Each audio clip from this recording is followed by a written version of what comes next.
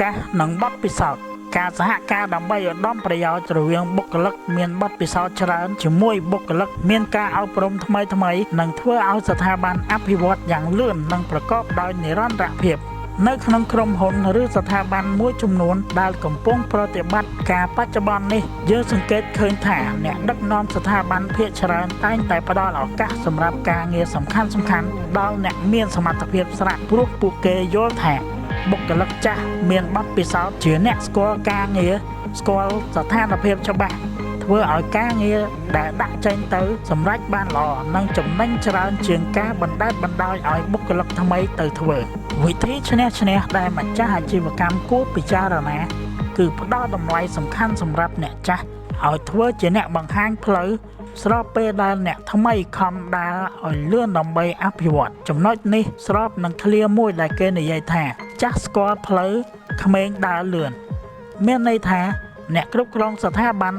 អាចផ្ដល់ភាពសំខាន់សម្រាប់បុគ្គលិកចាស់មានបទពិសោធន៍ច្រើនដើម្បីធ្វើជាអ្នកដឹកនាំកែច្នៃ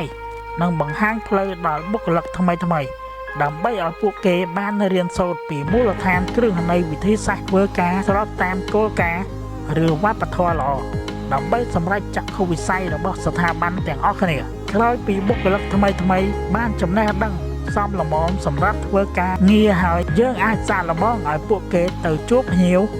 ឬអនុវត្តការងារនោះស្របពេលដែលអ្នកគ្រប់គ្រងរបស់គេនៅចាំជួយពីក្រោយតាមរយៈការតម្រង់ទិសឬផ្ដល់យោបល់អភិវឌ្ឍបន្ថែមដើម្បីឲ្យគាត់កែប្រែកំហុសតូចឈានទៅរកភាពជាអ្នកជំនាញក្នុងអាជីពម្នាក់បន្ទាប់ពីគាត់ធ្វើការងារបានល្អហើយទើបយើងផ្ដាច់ខ្លួនគាត់ឲ្យធ្វើការដោយឯករាជ្យការផ្ដល់ឱកាសបែបនេះអាចនឹងធ្វើឲ្យស្ថាប័នទទួលបានកម្លាំងកាន់តែខ្លាំងហើយថែមទាំងអាចទទួលបានវិធីសាស្ត្រថ្មីប្រកបដោយភាពច្នៃប្រឌិត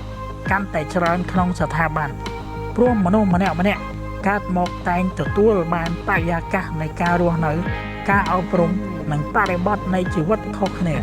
ហេតុនេះអ្នកថ្មីដែលបានទទួលចំណេះជំនាញនិងព័ត៌មានច្បាស់លាស់ពីបុគ្គលិកចាស់គាត់អាចនឹងយកចំណេះទាំងអស់នោះទៅច្នៃបូកបញ្ចូលជាមួយនឹងស្ថានភាពជាក់ស្ដែងដែលគាត់ធ្លាប់មើលឃើញឬចំណេះដឹងថ្មីដែលគាត់ជួបប្រទះពីការអប់រំក្នុងវិស័យថ្មីរបស់គាត់ទៅបង្កើតជាក្បួនថ្មីនិងមានប្រសិទ្ធភាពវិធីសាស្ត្រថ្មីអាចជាជម្រើសថ្មីមួយទៀតសម្រាប់ជំរុញឲ្យស្ថាប័នមានធនធានមនុស្សកាន់តែសម្បូរបែបសម្រាប់អភិវឌ្ឍនៅគ្រប់សម័យកាលសូមចុច Subscribe ដើម្បីទទួលបានវីដេអូចំណេះដឹងថ្មី